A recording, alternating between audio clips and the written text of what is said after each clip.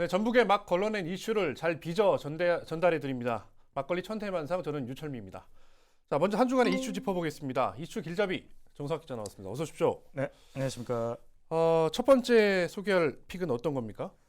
네, 갈수록 심각해지고 있는 일본 후쿠시마 원전 오염수 방류 실태 다시 한번 또 점검해 보았습니다. 그렇죠. 오염수 공포라고 불릴 정도로 네. 다양한 그 현상들이 빚어지고 있는데요. 네.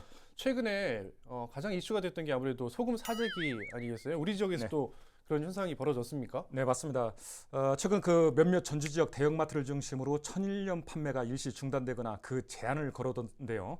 현장을 돌아보니까 우리 전북 지역 최대 주산지가 바로 고창입니다. 천일염 주산지가 고창인데 고창 지역 모든 염점들이 6월 말까지 천일염 판매를 일시 중단한 상태입니다. 바로 그 주문 물량 폭주, 하루에 수백 통씩의 전화 문의가 쏟아질 정도 주문량이 폭주하고 있다는데요. 그 주문량을 소화하지 못하고 또 2022년산 작년에 생산됐던 재고 물량이 이미 다 바닥이 난 상태입니다. 예, 그래서 해소금 생산량도 굉장히 적고 그러다 보니 도저히 주문 물량을 소화할 수 없다고 6월 말까지 잠정 중단한 상태입니다. 어떻게 정석 기자는 소금 좀 샀습니까? 저는 안 먹기로 했습니다. 소금 안 먹고 어떻게 살 수 있나요? 네. 근데 저도 사재기가 하도 극성이라고 해가지고 저 동네 마트를 갔는데 동네 마트에 있더라고요. 네. 그래가지고 그 아내한테 전화해서 소금을 살까? 사실은 그 요식업 음식점 하시는 분들이나 이분들이 굉장히 좀 난리가 난 상태고요. 그 다음에 또 하나가 이제 김장철이 한 3개월 정도 뒤면 김장철이 시작되지 않습니까? 그래서 누군가가 중도매상이나 이런 분들이 어디 창고 어디쯤에다가 이렇게 지금 사재기하고 있지 않나 이런 의구심도 지금 들고 있는 상황입니다. 그렇죠. 소금은 사실 우리 생활의 필수품이잖아요. 네, 맞습니다. 그래서 아마 더 걱정이 많으신 것 같은데 어찌됐든 이 공포는 공포를 가장 직접적으로 느끼는 게 바로 어민들 아니겠습니까? 어민들 좀 분위기는 어떻게 보세요? 맞습니다. 사실은 그 상당히 현장에서는 격앙된 분위기들을 보이겠고요. 그 부안, 격포항 그리고 이제 군산에 있는 비응항 두 곳 다 이제 관광 어항이지 않습니까? 그렇죠. 일반 어항 겸 그 관광객들을 맞는 또 수산시장이 잘 형성돼 있는 곳들인데 현장을 돌아보니까 이게 만약에 실제로 오염수가 방류가 시작된다라고 하면 일단 수산물 소비가 크게 감소하지 않을까 우려하는 부분이고 또 하나는 공교롭게도 지금 방류 예정 시기가 그 해수욕장 개장기와 또 맞물려 있지 않습니까? 그래서 좀 전에 말씀드렸듯이 여기에 이 어항들의 특성이 관광 어항입니다. 그러다 보니 관광객 수요도 급격히 줄면서 직격탄을 맞지 않을까 이런 우려들이 팽배하고 있는 상황이죠. 네, 정상 기자, 다음 픽은 어떤 겁니까? 다소 충격적인 뉴스가 하나 있는데 이걸 갖고 오셨네요. 네, 그 장수 지역에서 발생한 중학교 사건인데요. 네. 그 아마 뉴스들 많이 보셨을 것 같은데요. 중학생 그 30대 교사 하나가 한 분이 그 중학생 제자들을 상대로 자신의 자동차를 무면으로 운전하게 한다는 거나 그것도 시속 100km 이상으로 달리도록 강요를 한다든가 그렇지 않으면 그 여학생 마음에 드는 여학생을 선택하도록 하는 그 이른바 그 이상형 월드컵을 한다든가 길거리에서 우통을 벗고 노래 부르기를 시킨다든가 이런 그 아동학대 그리고 성희롱에 가까운 이런 그 무리를 일으키는 사건이 발생해서 충격을 주고 있는 겁니다. 그러니까요. 그래서 저도 이제 이 제목을 이렇게 붙여봤는데요. 선생님 왜 그러셨어요? 맞습니다. 참 황당한 일입니다. 네네. 이런 일이 있었는데 지금 이 교사에 대한 조사들이 이루어지고 있죠. 네, 맞습니다. 현재 그 해당 교사는 직위 해제가 된 상태고요. 전라북도 교육청 같은 경우는 그 산하에 인권교육센터가 있지 않습니까? 인권교육센터 그리고 경찰 그리고 장수군이 그 좀 전에 말씀드렸듯이 아동학대 문제 그리고 성희롱 혐의 뭐 이런 부분들에 대해서 전반적으로 조사를 하고 있고요. 현재까지 확인된 피해자만도 20명 정도가 나왔는데 20명이요? 맞네요.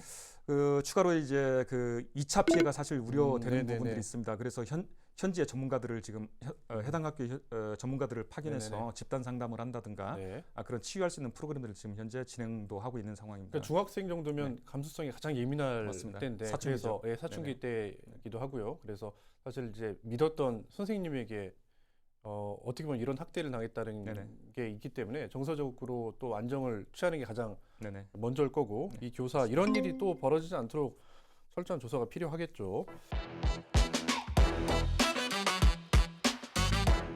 전북 장애인 재활병원이 또 이게 무산될 가능성 아니면 건립이 지연될 가능성 그런 이제 우려가 제기되고 있네요. 네, 맞습니다.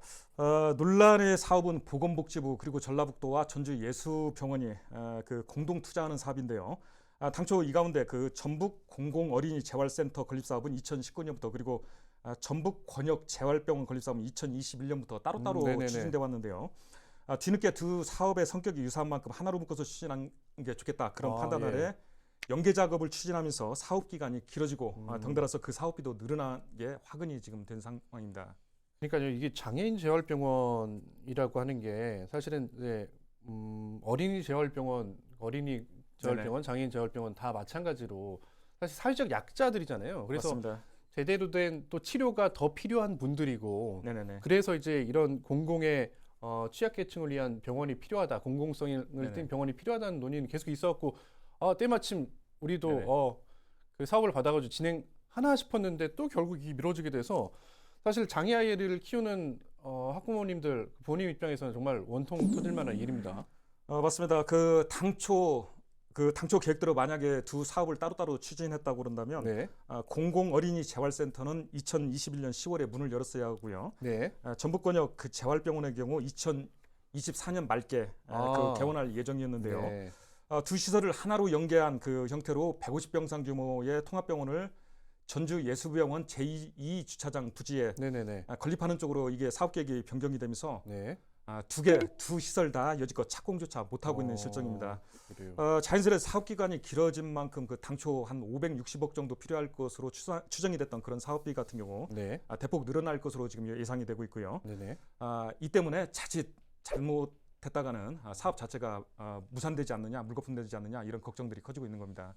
좀 안타까운 상황입니다. 정말 그 장애 아이를 키우는 부모님들은 정말 아픈 아이들을 데리고 이런 문제 때문에 원정을 다니잖아요. 병원을. 맞습니다.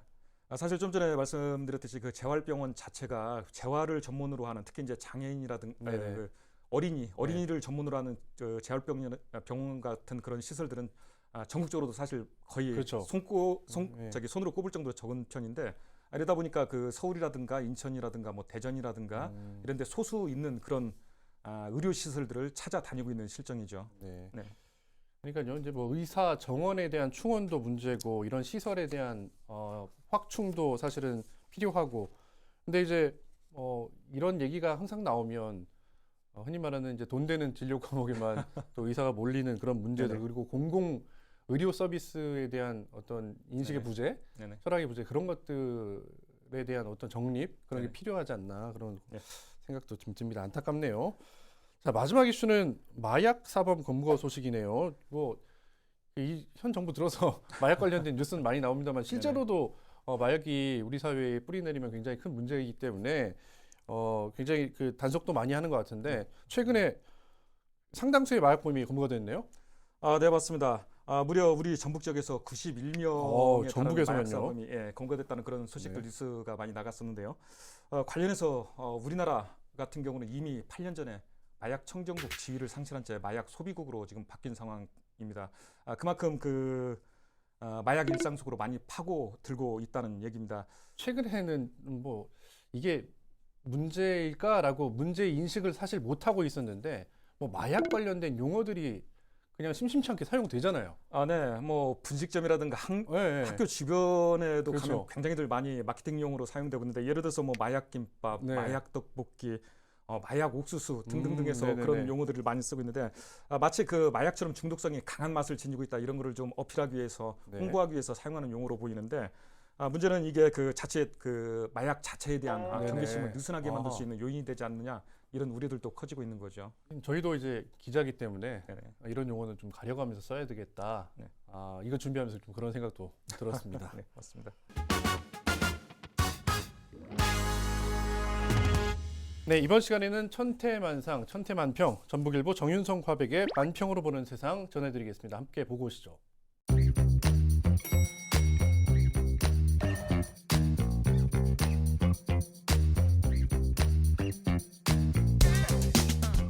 네, 첫 번째 만평은 이게 최근에 아주 논란입니다. 네, 대통령께서 입시 전문가시라고 그러더라고요. 그래서 수능 관련된 발언을 한 번 하고 나니까 아주 나라가 뒤집혔습니다. 그래서 아마 그런 이제 논란 같은데 맞습니다. 네. 사실 수능을 150일 남겨놓고 이런 논란이 벌어지고 있어서 네네. 실제로 고3 학생들 사이에서는 흔히 말하는 멘붕이다 네. 그런 얘기도 있더라고요. 예, 맞습니다. 이런 얘기까지 아주 영린을 건드린 것 같다. 예. 굉장히 우리나라 같은 경우는 국내 같은 경우는 굉장히 그 교육에 대해서 특히 이제 수능을 앞두고 나서 민감한 사안인데 네. 이걸 가지고 좀 전에 말씀드렸듯이 150일도 안 남았는데 이 시점에 굳이 시험 유형을 뭐 바꾼다는 식의 이렇게 발언하는 것 자체가 네네네. 영린을 건드린 게 아닌가 이런 싶을 정도입니다. 그러니까요. 네. 진짜 150일밖에 안 남았습니다. 그리고 네네. 고3 학생들은 이 시험 한 번을 위해서 네.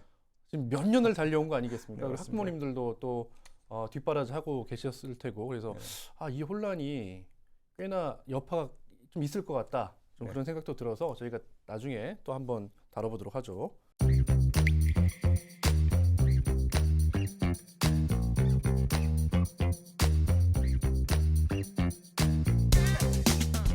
네, 다음 반평은 이거는 이제 정치적 사안이네요. 민주당이 그 내년 선거를 앞두고 혁신위를 띄웠죠. 혁신이 배를 띄웠습니다. 근데 과연 이게 전면적인 혁신이 가능할까라고 하는 의문이네요. 어떻게 보십니까? 할 거라고 보십니까? 아무래도 뭐 구호보다도 중요한 게 실천이겠죠. 네. 그동안에 여기서 지적됐던 문제들은 뭐 좀 전에 그 만평에도 잘 그려져 있는데 기득권 뭐 개파 갈등, 당 부패 비리 사건 네네. 이런 것들 뭐 다 이미 잘 알려져 있는 사건들인데 이것들을 과연 그 해결할 수 있는 실천을 어떻게 할 것인지 이게 굉장히 중요할 것 같습니다. 네. 이번 혁신위도 그런 실천 계획들 잘 수립해서 잘 추진됐으면 하겠다 그런 바람들이죠. 특히 우리 지역 같은 경우는 사실은 민주당이 강세인 지역이기 때문에 네. 흔히 텃밭이라고 그러죠. 그렇죠. 네네. 민주당의 혁신이 어떻게 되느냐에 따라서 내년 또 선거 판도도 조금 달라질 거다. 네네. 네, 그런 생각도 해봅니다. 네.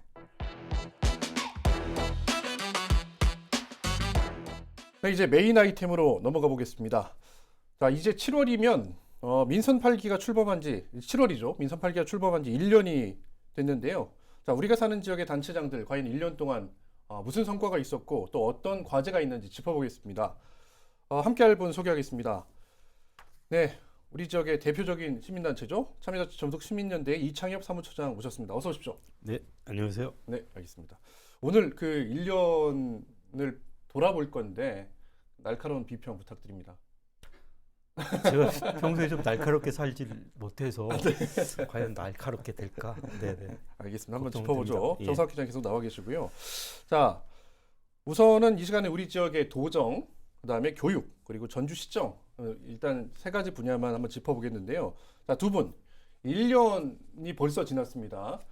어떤 정책 아니면 어떤 사건이 가장 기억에 남는지 정사학 기자부터 먼저. 네.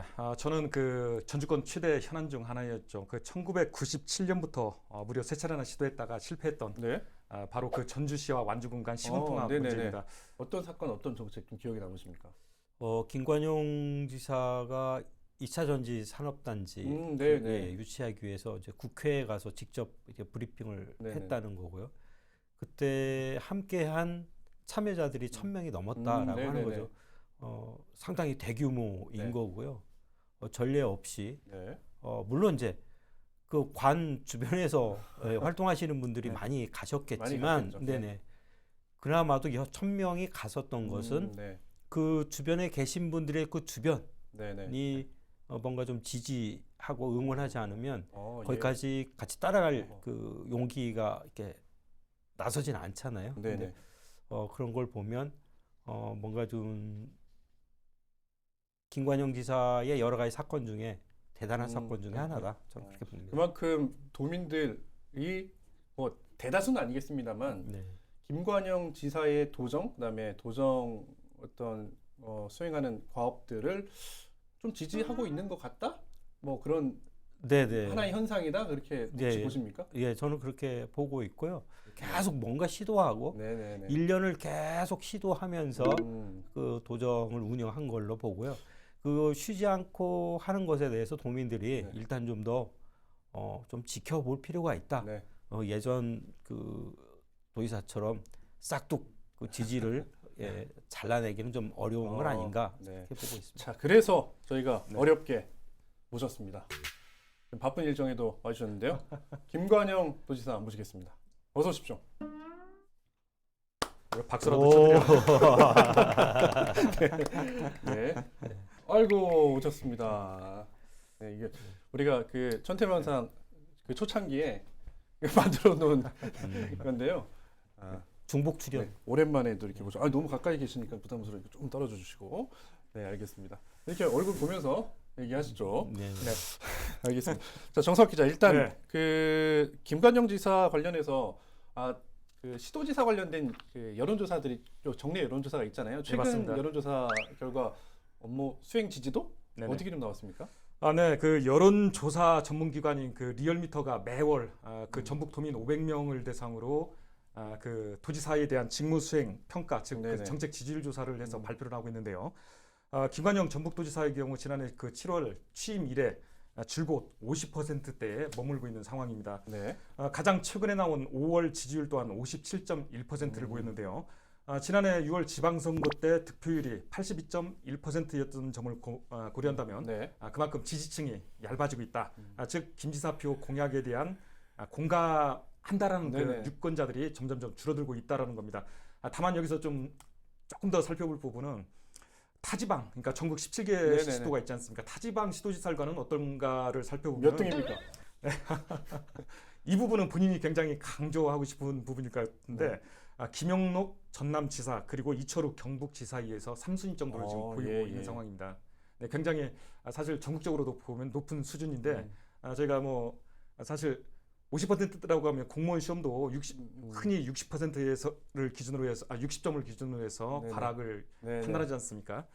굉장히 낮을 수도 있는데 전국적으로 놓고 보면 또 네. 순위는 굉장히 높은 그런 위치에 있는 상황입니다. 일단 뭐 시도지사에 대한 그 국민들, 도민들 네네. 전국적으로 그렇게 네네. 평가를 후하게 주진 않잖아요. 그리고 그 흔히 말하는 지지율 아니면 평가가 57.1%라고 하면 저는 뭐 개인적으로는 꽤 높은 거다라고 좀 생각을 하고 그게 뭐 네. 그때 투표율하고는 비교할 수 없는 게 이게 그렇잖아요. 투표율은 뭐 이제 대안이 없어서 찍으신 분들도 많을 테니까. 그렇죠. 자, 이 정도면 꽤 성적이 저는 이제 개인적으로는 좋아 보이는데 네. 자, 김 지사 취임 후에 가장 강조하고 있는 게 바로 기업 유치거든요. 네네. 이런 방향성에 대해서 추장님은 어떻게 생각하십니까? 일단 그 우리 전라북도는 관료 출신들이 계속 그 몇십 년을 단시장을 도지사를 하죠. 예. 네. 했습니다. 그러다 보니까 정책의 변화나 아니면 도가 그 어떤 방향으로 틀어서 이렇게 도민들과 함께 할 것인가라는 것을 결정짓지 않고 그냥 그럭저럭 네. 몇십 년을 그렇게 네네. 살았거든요. 그러니까 도민들이 김관영 지사를 선택한 건 변화입니다. 변화. 그동안 침체되고 이제 낙후됐다는 표현도 이제 더 이상 하기 싫은데요. 그렇죠. 예, 그런 것으로부터 좀 최소한 한번 이렇게 뭐가 됐든지 조금 네네. 이렇게 바꿔보자라는 네네. 것들이 작용이 돼서 김관영 지사가 이제 당선이 된 거고요. 김관영 지사가 기업 유치를 일본으로 네네네. 삼는 것은 어쩌면 어쩔 수 없는 선택이기도 하다. 네네. 예. 도민들의 바람과 희망도 거기에 담겨 있긴 하지만 어쩔 수 없는 선택. 이 길밖에 없다라고 이렇게 생각하는 것 같고요. 그 과정에 있었던 뭐 몇 가지 이야기도 짚어보죠. 기업 유치를 원하지 않는 도민은 없을 겁니다. 네. 아마 원할 거고 기업이 우리 지역에 들어와서 일자리도 만들고 지역 경제 선순환 구조도 일조하고 하면 좋겠죠. 근데 네. 이제 과정에서 우려의 목소리, 과정이 살짝 좀 순탄치 않은 부분들도 좀 있었죠. 네, 맞습니다. 사실 김관영 도지사 같은 경우 그 취임하자마자 스스로 그 세일즈 도지사가 되겠다라고 선언한 채 좀 전에 말씀하셨듯이 굉장히 그 투자 유치에 적극적으로 활동해온 건 사실입니다. 다만 이 과정에서 그 친기업 행보가 이어지고 있고요. 또 하나 그 뭐 한 언론과의 뭐 인터뷰 과정에서 예를 들어서 노동 문제가 기업의 걸림돌이 되지 않도록 하겠다. 또는 그 전북을 파업 청정 지역으로 만들겠다는 그렇죠. 등의 이런 발언들을 하면서 좀 구설수에 오르기도 했는데요. 바로 그 노동계에서는 그 지난 1년간 그런 그 김 지사의 친기업 행보를 놓고서 이게 전북 도정에 그대로 반영된다면 결국 친기업 반노동 정책이 쏟아지지 않겠느냐 이런 우려들을 또 하고 있는 상황입니다. 그렇죠. 그러니까 이제 그 기업 유치를 해야겠다라고 하는 결과만 쫓다 보면 과정에서 이런 사실은 잡음들이 생기게 돼 있는데 자, 그런 사건 중에 또 하나가 앞서서 2차 전지 관련된 말씀 잠깐 하셨고 도민들이 어떻게 보면 많은 지지를 보내고 있는 부분인데 사실은 시민사회에서도 2차 전지 기업을 새만금에 많이 유치하면 좋지만 사실 그 과정에서 벌어질 우려들, 환경에 대한 오염에 대한 문제, 그 최근에 이제 여러 가지 사고들이 좀 벌어지고 있어서 그런 것들이 그냥 2차 전지 산업을 육성한다, 기업을 유치한다라고 하는 당위성 때문에 묻혀버리는 거 아닌가라고 하는 걱정들이 좀 있거든요. 어떻게 보십니까? 김관영 지사는 당장이라도 기업 하나라도 더 유치해서 네네. 일자리가 한 개든 두 개든 10개든 100개든 그렇게 오는 게 좋겠죠. 그것이 도민들의 그 희망이라고 생각하고 네. 그렇게 하시니까. 근데 아까 말씀드린 것은 파업 청정 이것은 도지사가 할 수 있는 내용의 것은 아니거든요. 네네네. 이제 기업과 노동자들이 이제 그렇죠. 할 수 있는 이야기고. 근데 2차 전지도 마찬가지입니다. 2차 전지가 이제 미래 먹거리 산업이고 수많은 일자리들을 확보할 수 있는 어떤 산업이니까 당연히 유치를 해야 되는 거고 그래서 국회까지 가서 본인이 직접 브리핑했다는 거 아니에요? 대단한 일이긴 한데 문제는 이게 미래 산업이고 신산업이기 때문에 안전하냐. 그러니까 우리 새만금이라는 우리 전라북도에 들어와서 일자리뿐만이 아니라 정말 양질의 일자리, 급여를 떠나서라도 뭔가 지역사회 전체 그 보탬이 되는 일자리인가 한번 따져봐야 되는데 2차 전지 그 생산업체가 군산에 있는 업체가 지난달에 염소가 노출이 됐습니다. 아주 치명적인 가스인데 그것도 물경 4kg 나고 하는데 이제 다행히 인명피해는 없이 이제 넘어갔어요. 근데 또 이번 달 들어서 이름이 굉장히 어렵습니다. 클로로에틸렌 카보네이트. 클로로에틸렌 카보네이트. 에틸렌 카보네이트가 용해제고 클로로는 아마 염소이니까 염소하고 뭐 어떤 용해제인 것 같아요. 2차 전지 안에 들어가는 뭐 전해질 용해제 그런 거 그렇죠. 같은데. 전해질을 만들어내는 어떤 용해제겠죠.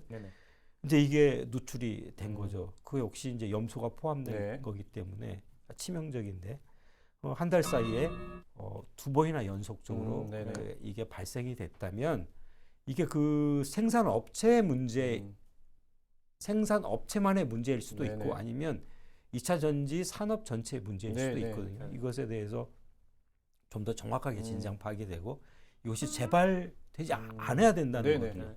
어차피 대규모 단지를 기획하고 있고 유치한다면 이것이 먼저 그 선행되어야 된다. 라는 생각이. 그러니까 선행도 선행이지만 사실은 병행됐으면 좋겠어요. 기업도 유치하고 도민의 생명과 재산을 또 지켜야 되는 의무를 가지고 있기 때문에 도지사는 그런 부분에 대한 신경도 같이 써야 되겠죠. 뭐 할 일이 많으십니다. 그래서 제가 보면 굉장히 부지런하시고 그러면 하실 수 있을 것 같긴 한데 옆에 계셔가지고 뭐 이렇게 쓴소리를 잘 못하겠네.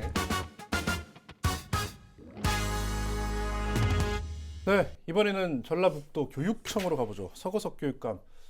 무려 12년 만에 정권이 교체됐는데요. 전북 교육으로 보자고 하면 서거석 교육감이 야심차게 취임하고 1년이 지났는데요.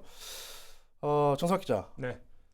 사실 서거석 교육감이 취임하고 1년 동안을 좀 돌이켜 보면 가장 눈에 띄는 게 앞서서 제가 얘기했던 것처럼 12년 만에 정권이 교체되는데 김승환 교육감, 전임 교육감의 어떤 물을 빼기? 아니면 색깔을 나만의 색깔로 바꾸기 좋게 표현하면 그런 것들이 좀 강조됐던 것 같아요. 1년 동안. 네, 맞습니다. 그 지금까지 추진해온 정책을 살펴보면 전혀 반대된다라고 좀 보는 게 맞을 것 같습니다. 예를 들어서 이런 거죠.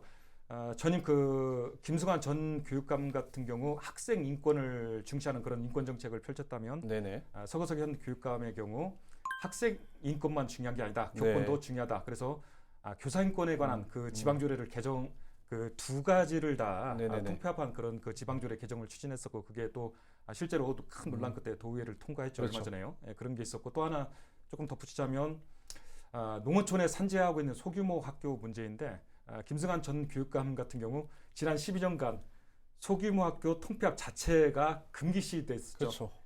금기시됐었는데 현 서거석 교육감 체제로 전환된 뒤에는 이게 지금 소규모 학교 통폐합이 올 하반기부터 본격화되는 그것도 전혀 다른 정책들이 추진되고 있는 상황입니다. 그러니까 이제 그 우리 지방 소멸의 시대에 네.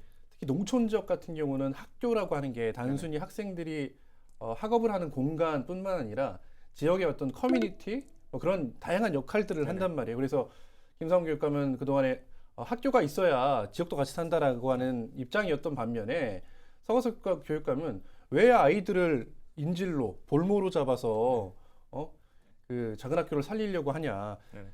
너무 소규모 학교는 통폐합하는 게 아이들을 위해서도 필요하다. 운동회도 제대로 못하는 학교에 다니는 교육의 질이 떨어진다. 뭐 아무튼 그런 이제 입장차가 극명한데요. 자, 이런 그 전 교육감과 현 교육감이 어떤 가치가 충돌하면서 생긴 교육 현장의 문제들, 처장님은 어떻게 좀 바라보셨어요? 1년 동안? 일단 이제 김승환 교육감 체계에서는 소위 말해서 이제 진보 교육감이라는 걸 이렇게 표방하면서 그렇죠. 조금 더 이제 그쪽에 치우쳤던 건 사실인 것 같아요. 왜냐하면 이제 학생 인권이라는 측면에서 보면 네. 뭐 저희들 학교 다닐 때만 해도 그야말로 폭력적인 체벌이 일상화됐었고요. 네. 근데 이제 그러한 것들을 온전하게 되돌리기 위해서는 학생의 인권이 최대한 강조되는 게 맞고 네네. 이제 그게 이제 가령 저는 이렇게 말을 자주 이렇게 사용하는데요. 한번 구부러진 철사를 네. 이렇게 펴려면 네네. 이렇게만 펴서는 안 펴지고 아, 거꾸로 한번 구부려야 예, 이제 예. 펴지게 되거든요. 그렇죠. 예. 근데 가령 이제 김승환 교육감은 이제 학생의 인권을 좀 더 강조했었던 이유가 그 다음에 작은 학교도 절대로 지켜야 된다. 네. 라는 것도 약간 좀 강성의 네네네. 정책과 또 강성의 자기 의지의 네네. 표현이었던 걸로 저는 이렇게 네네네. 바라보고요. 이제 그러한 것들로 발생할 수밖에 없는 또 문제들이 있습니다. 또래 집단이 없는 학교. 네네. 이게 생각하기 굉장히 슬프잖아요. 그렇죠, 학교에 그렇죠. 갔는데 친구가 없어버리면 네네. 그게 진짜 행복한 학교가 맞나? 행복한 아이한테 안 학교 생활. 좋겠죠. 예. 당장에 교육을 차치하고 나서라도 하루에 많은 시간을 네네. 생활해야 될 생활 공간인데 그런 점에서 보면 물론 이제 바뀌어야 되겠죠. 네네. 바뀌어야 되는데 이게 이제 전임 교육감의 정책을 완전히 뒤바뀐다. 네. 라는 걸로 이제 표현이 되는 것 같아요. 네네네. 그래서 제가 좀 길게 말씀드리면 우리 사회는 어쩌면 각 구성원 간의 그 신뢰가 네네. 현저하게 떨어진 사회에 우리는 살고 있다. 네. 그렇게 봐요. 그러니까 학부모가 교사를 믿지 못하고 네. 또는 우리 이제 학부모를 포함한 우리 시민들이 정책을 수행하는 교육감을 믿지 못하고 네네네. 교육 당국도 믿지 못하고 또는 교육 당국 역시도 일희일비하고 있는 것처럼 보이는 우리 시민들의 반응도 믿지 못하고 그런 것 같아요. 그래서 신뢰가 매우 부족한 네. 사회에서 가령 이제 정책이 이제 상반된 정책이 가니까 네네. 이게 갈등이야 라고 네네. 해석하는 네네.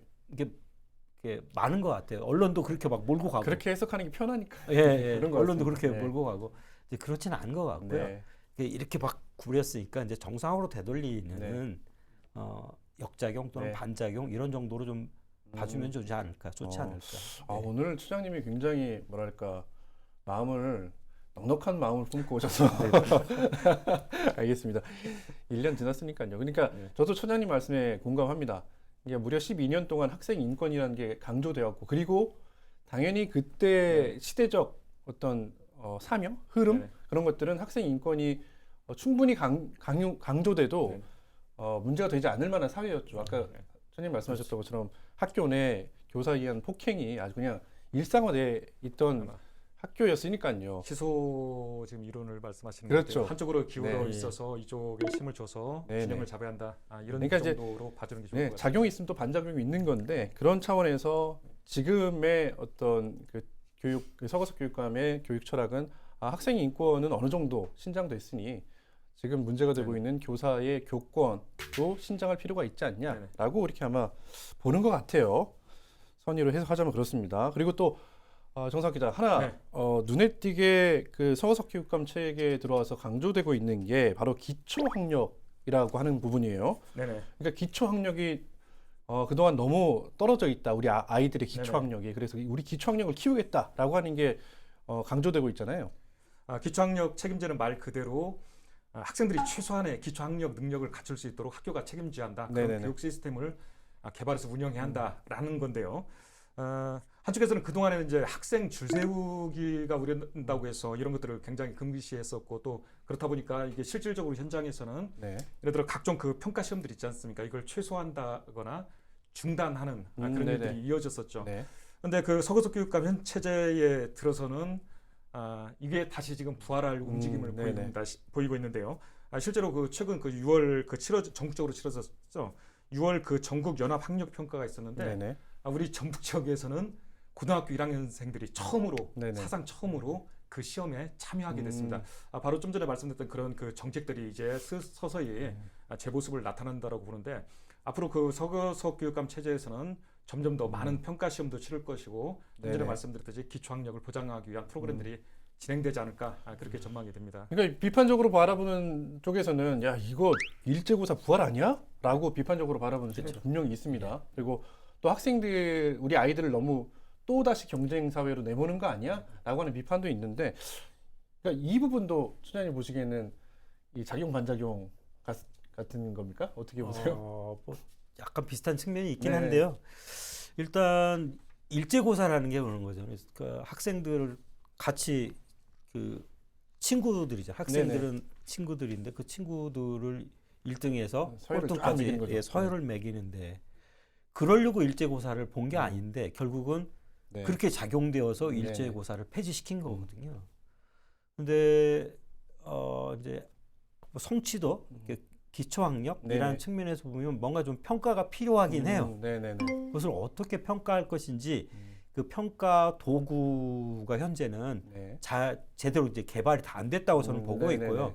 그것을 대체할 만한 도구가 이제 뭐 그 평가 시험 네네네. 정도로 지금 하고 있는데 어차피 이제 기초학력을 평가하려면 뭔가 시험을 치긴 쳐야겠죠. 그래서 어느 수준까지 도달했고 어떤 것이 부족했으니 네. 그것을 어떻게 채울 것인가라는 네네. 이제 기초 자료가 되는 건데 일제고사라고 불리웠던 그 시험 방식이 네. 지금까지도 똑같이 유지되고 있다는 거예요. 네네.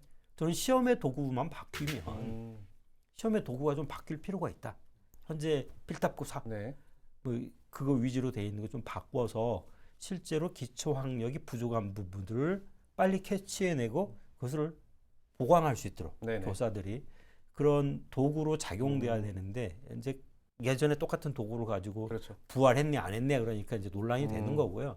근데 기초학력 같은 경우는 좀 첨언을 하자고 하면 교육청에서 기초학력 보정 시스템이라는 거 하는 거를 사실 각 학급에 보급하고 학생들에게 보급하고 있어요 지금. 근데 이제 저도 좀 신기했던 게 물론 이제 그 아까 전국 연합고사 같은 시험도 치르긴 합니다만 기초학력 보정 시스템에 들어가면 이게 시험을 내가 혼자서 집에서 풀고요. 거기에 따른 뭐 점수 석차까지는 아니더라도 비교 분석하는 자료가 나오고 또 담임 교사는 그거를 이제 눌러서 그 보습할 수 있는 자료를 학생에게 전달하고 온라인상에서 뭐 그런 시스템이 아무튼 있습니다. 뭐 완전히 정착되지는 않았는데 도입해가지고 활용하고 있어서 그런 시스템을 잘 활용하면 괜찮지 않을까 싶습니다. 마지막 그러면 그 서거석 교육감도 이제 총평을 하고 넘어가죠. 1년이 지났고 앞으로 3년이 남았습니다. 그리고 서거석 교육감은 또 특히 이제 사법 리스크 이런 말 쓰기 별로 좋아하지는 않은데 아무튼 지금 기소된 상황이기 때문에 그런 문제는 이제 개별적으로 처리해야 될 문제지만 소장님 앞으로 이제 전북 교육 3년 어떻게 가야 된다고 좀 보고 계세요? 일단 이제 서거석 교육감도 마찬가지지만 네. 그 도정 책임자든 시정 책임자든 그 당선이 된 책임자들 욕심을 조금 버렸으면 좋겠다. 욕심을? 예, 왜냐하면 자신의 임기 내에 모든 걸 이렇게 성취해내려는 네네네.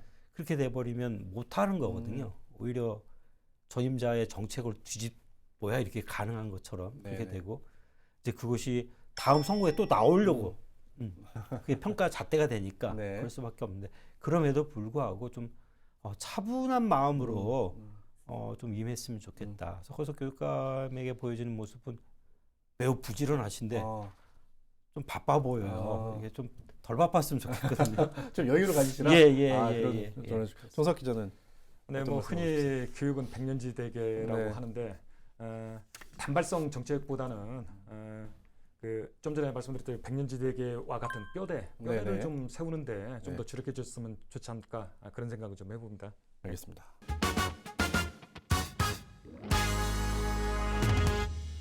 네, 이번에는 전주시정 한번 돌아보겠습니다. 아까 서구석 교육감은 바쁜 일정 때문에 저희가 못 모셨는데 네. 김관영 도지사에 이어서 이분도 저희가 모셨습니다. 네, 우범기 시장님 모셨습니다. 어서 오십시오. 박수 쳐드리나요? 네, 박수 좀. 어려운 말씀 하셨으니까. 네, 전주시 우범기 시장 민선 8기 출범하면서 사실 여러 가지 일들이 많았습니다. 좀 돌이켜 보면요, 이 얘기는 사실 안 하고 넘어갈 수 없는데 시작부터 네. 아주 화려했기 때문에요. 네네. 시의원들과의 만남에서 어떤 욕설이 있었다, 네네. 부적절한 언행이 있었다라고 하는 뉴스가 있었는데 관련 뉴스 잠깐 보시죠. 제 부적절한 범행을 사과드리다 이 자리에 섰습니다. 본인과 다르게 마음의 상처를 준 점에 대해 진심으로 사과드립니다. 우범기 전주시장이 결국 자신의 행동이 잘못됐었음을 인정했습니다. 지난달 20일 전주시의회 초선인 당선자 아카데미에서 발생한 욕설 파문이 있은 지 2주일 만입니다. 당시 우 시장은 일부 시의원 등과 말다툼을 벌이며 부적절한 발언 등을 해 논란을 일으켰습니다. 관련해 우 시장은 공식적인 사과와 함께 당 윤리위원회의 결정도 겸허히 받아들이겠다고 밝혔습니다. 문제가 됐던 발언 중 시의회 직원들에 대한 인사상 불이익 등에 대해서도 그럴 일은 없을 것이라고 못 박았습니다. 전주시 의회와 집행부 직원과의 인사교류가 있을 경우 해당 직원들에 대한 승진 배제나 인사상 불이익을 주지 않을 것을 약속드립니다. 우 시장의 공식적인 사과에 시의원들은 앞으로 처신과 함께 약속 실행 여부를 지켜보겠다는 입장입니다. 저희가 이제 기자회견에서 요구했던 사대 요구안에 대해서 이제 어떻게 반영하겠다고 말씀하셨는데 이거에 대해서 구체적인 일정이나 구체적인 방안 같은 거는 추후에도 계속 논의를 해야 될 것 같다고 생각합니다. 재발되지 않도록 좀 겸손하게 시정을 펼쳤으면 좋겠다 이런 생각입니다. 그 민주당이 징계를 내렸습니다, 처장님. 네. 당직 자격 정지 3개월 그렇게 내렸는데 이 결과 어떻게 보세요? 시민 눈높이 맞다고 좀 보십니까? 일단 그 당원권 정지 3개월이라는 것도 좀 받아들이기 어렵고요. 네. 시간도 너무 지났어요. 네네네. 네. 1년이 지난 시점에서 징계를 내리는 게 맞나? 그러니까 저는 그 민주당의 태도에 대해서 전 문제를 삼고 싶어요. 예. 그때 시장 임기가 시작되기 전부터 그야말로 욕설 파분, 뭐 여러 가지 스캔들, 뭐 여러 가지 있었거든요. 근데 네네. 그것에 대해서 바로 그 시간에 네. 적어도 1개월 또는 2개월 안에 결정을 지어서 네네네. 징계를 하고 지금의 그 정직 3개월이라는 네. 경징계라고 할지라도 초반에 그렇게 해야 시장이 네네. 또는 당원의 한 사람으로서 어떻게 그 임해야 되는지 경고도 되고 네네. 그다음에 시민들 보기에도 제대로 된 그 처벌이야, 제대로 된 징계 행위야 네네. 이렇게 느낄 텐데 그 징계의 수위뿐만이 아니라 네. 그 시간까지도 네네. 매우 만족스럽지 못하고 오히려 우리 시민들 좀 약 올리는 거 아니냐 거꾸로. 예. 이번에 그 말씀드렸듯이 당원 그 자격증 당직 자격정지 3개월 당원 자격증 굳이 이 3개월. 시기에서 네. 뭐 당직 정직시킨다고 무슨 피해가 있을까요? 네네. 이게 무슨 징계로서의 가치가 효율성이 네네. 있을까라는 의문이 되는데 물론 이제 차기 공천 과정에서 그 전력이 남아서 불이익을 받을 수는 있겠지만 지금 당장에 전주시장한테 이런 당직 자격 정지를 내린다고 해서 어떤 피해가 있을지 어떤 실효성이 있을지는 네네. 의문이 된다라는 거죠. 그러니까 처벌이라고 하는 거는 그 처벌을 통해서 개선돼야 되고 뭔가 문제가 바뀌어야 되는 건데 네네. 사실 의미 없는 효과 없는 처벌이었다. 뭐 그런 비판. 그래서 솜방망이 처벌이 아니냐 맞아요. 이런 비판들이 나올 수밖에 없는 그리고 거죠. 이제 그 행위를 지켜봤던 네. 동네 사람들도 그런 거죠. 응당 그 정도는 돼야 돼라고 이렇게 네. 받아들일 수 있어야 되는데 그럴 정도가 되지 그렇죠. 못한다라고 하는 거죠. 자, 그리고 이 징계 수위가 결정됐을 때 우리 지역의 일부 언론에서는 이걸 경징계다라고 하면서 정치적 부담을 덜었기 때문에 이제 우범기 시장이 날개를 달고 정책을 펼 수 있게 됐다라고 하는 다소 민망한 기사들이 좀 나오기도 했는데 그렇게 될 거라고 보십니까? 어떻게 보세요? 제가 정치 쪽에 예측하는 사람은 아니라서 네. 그것까지 못 하겠고요. 이제 한 우리 지역 일간지에서 이 솜방망이 처벌이다라고 이제 보도를 한 기사가 있고 그 일간지를 제외하면 다 날개를 달았다. 네. 이제 재선가도를 달릴 수 있게 됐다. 음. 뭐 그런 식으로 다 보도를 하더라고요. 네네네. 그러니까 우리 언론들도 말이에요. 우리 기자님 계신데 그런 식으로 네. 자꾸 그 사건의 본질은 좀 뒤로 하고 네. 거기서 나타났던 현상들이 막 네네. 이렇게 주인이 되어서 네. 이렇게 기사화되고 그러거든요. 그러니까 날개 다는 게 막 신나고 재밌으니까 그렇게 네. 썼을지 모르지만 민주당의 그러한 행태에 대해서는 네. 아무도 보도를 하지 않았거든요. 아니, 음. 일간지 하나 했습니다. 아무도는 아니고요. 근데 그런 것들이 오히려 네네. 이런 경징계도 통한다. 네. 라는 것들이 이렇게 용인되게끔 하는 네. 사회 분위기에 네. 우리 언론들이 좀 일조를 했다. 네. 저는 그렇게 비판하고 싶습니다. 반성해야 할 부분들인 것 같네요. 그러니까요. 우범기 시장 1년을 평가하는데 저희가 평가를 받는 것 같아서 뜨끔뜨끔합니다만. 근데 그 우범기 시장님 옆에 계시는데 계속 이제 논란만 얘기해서 참 뭐합니다만 사실 저는 이제 기억에 남는 논란 중에 하나가 바로 전주천 그 벌목 논란이거든요. 그래서 꽤나 시끄러웠고 그다음에 소통이 안 된다라고 하는 비판도 많이 받았는데 저희도 여러 번 다뤘습니다. 이 내용도 잠깐 보고 오시죠. 전주천 사전다리에서 남천교 방향으로 바라본 전주천의 풍광입니다. 또 백제교 인근에서 바라본 전주천의 모습입니다. 버드나무 가지가 물 흐름에 어울렁더울렁거리고 수풀의 우거짐은 아름다운 생태하천 그대로를 보여줍니다.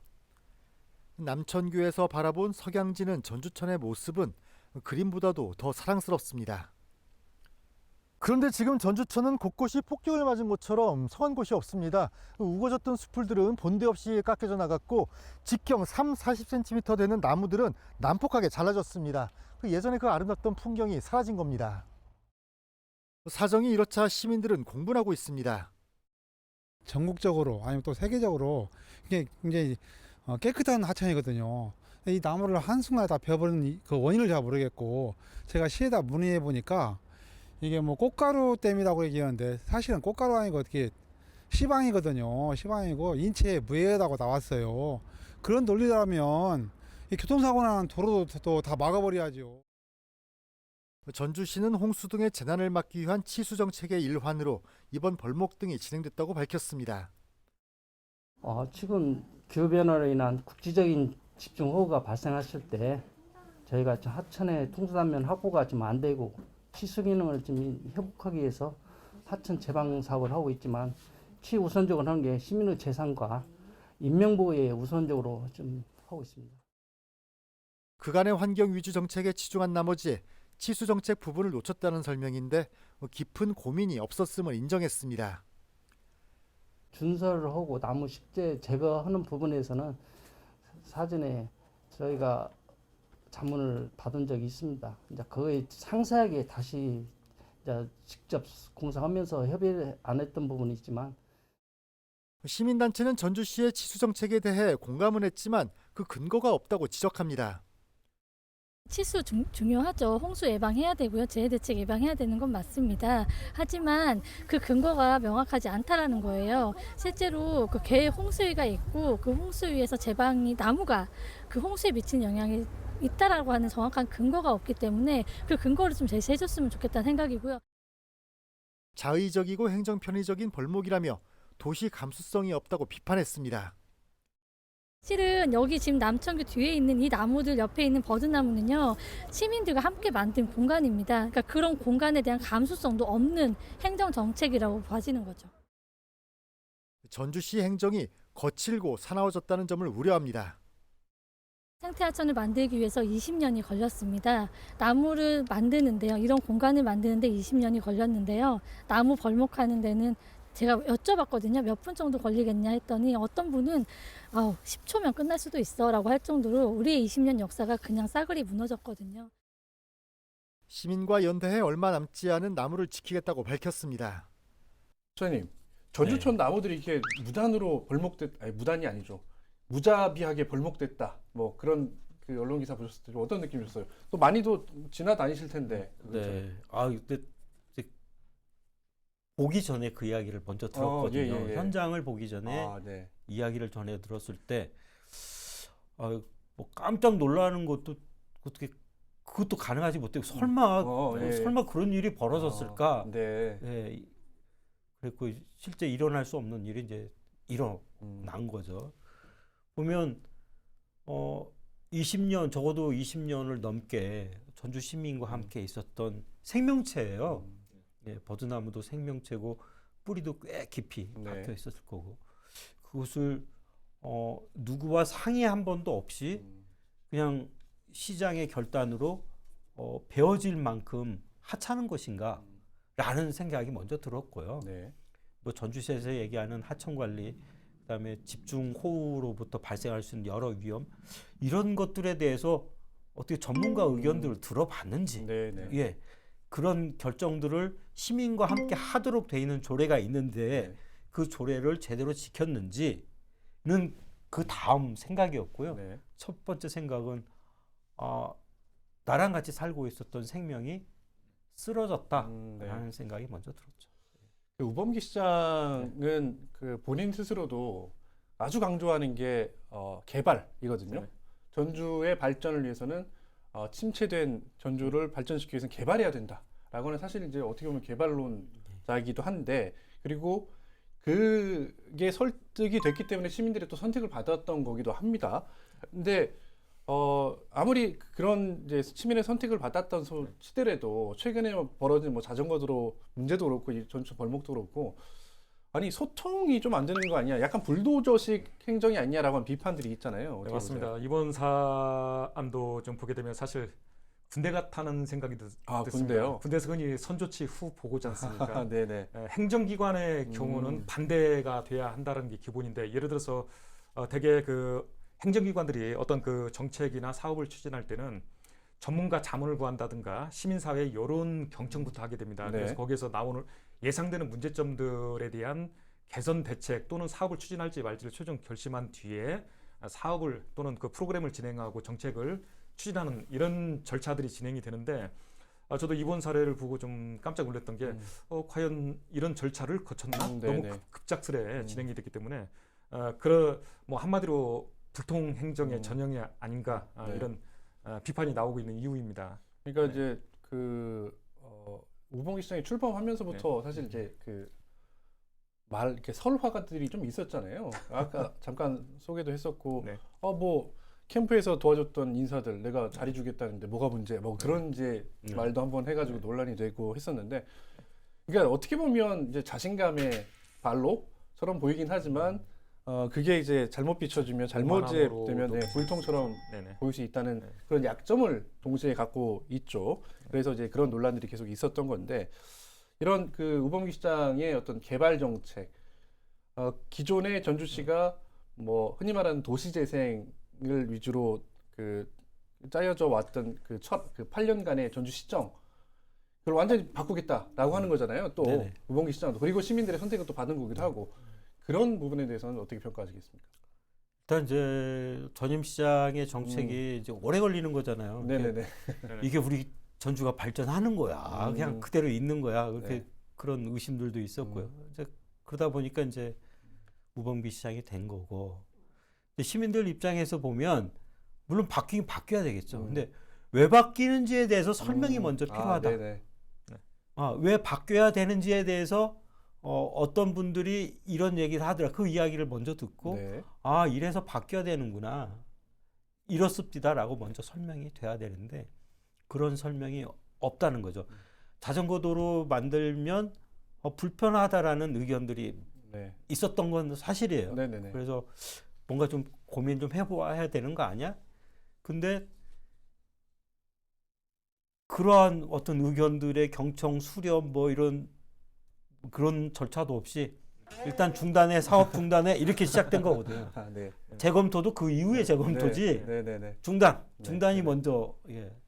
그래서 저는 말이 굉장히 좀 중요하다라는 네. 생각을 해요. 그러니까 자신이 하고 싶은 일이 왜 그럴 수밖에 없는지에 대해서 네. 먼저 설득하고 아무리 전임 시장이 잘못되었다라고 판단돼도 그것을 이런 식으로 조금 더 변화하겠습니다라고 설득을 해야 되는 거죠. 근데 우범기 시장은 그런 말재주가 없을 뿐 아니라 네네.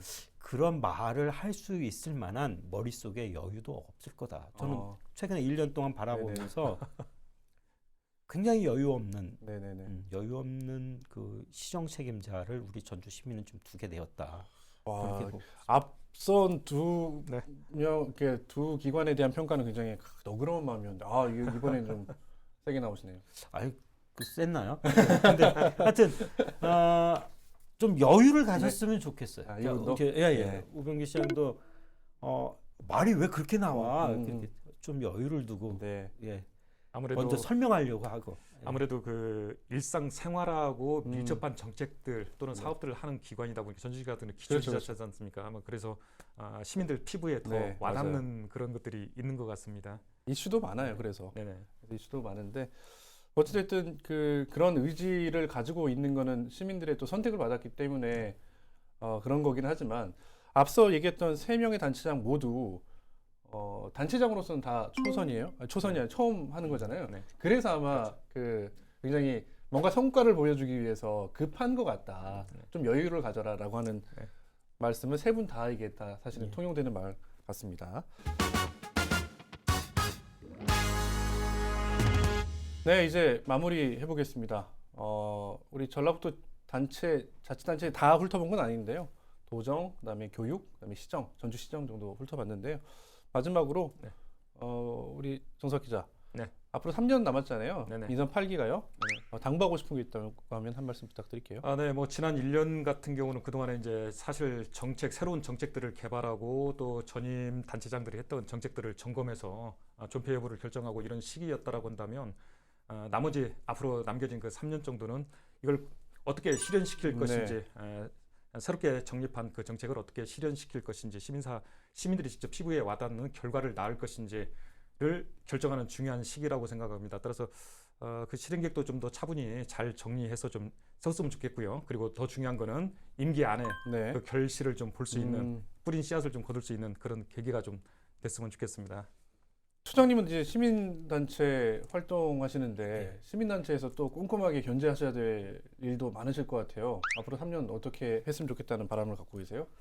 결실이 많아도 많지 않아도 된다. 네네네. 조금만 결실을 맺어도 좋다. 그런데 그게 나중에 많은 결실을 맺을 수 있는 희망의 싹이 자라야 된다. 저는 그렇게 보는 거거든요. 그러니까 물론 이제 임기 내에 맺어야 될 것도 있겠지만 좀 장기적으로 바라볼 것도 좀 장기적으로 보고 판단이 좀 늦어진다 손 치더라도 의견들 좀 더 경청하고 한 발 한 발 우직하게 좀 나가셨으면 좋겠다 그 생각.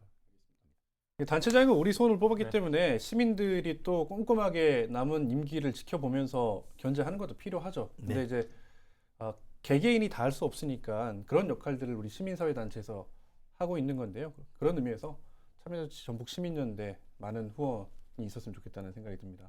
이렇게 고마운 말씀을 하는데 하여튼 열심히 하겠습니다. 그래야 시민들이 잘 살기 위해서는 저희들이 철저히 감시를 해야 되는 거거든요. 그러니까 열심히 하겠습니다. 네, 알겠습니다. 오늘 두 분 고맙습니다. 네, 유권자의 선택을 받은 단체장들의 임기가 이제 1년이 지났습니다. 남은 3년이 남았는데요. 앞서 얘기했던 것처럼 우리 시민들이 철저하게 감시하고 또 격려하고 그런 시간들 남은 3년이 됐으면 하는 바람을 가져봅니다. 막걸리 천태만상 오늘 준비한 소식은 여기까지입니다. 시청해주신 여러분 고맙습니다. 고맙습니다. 있었습니다. 네. 고생했습니다.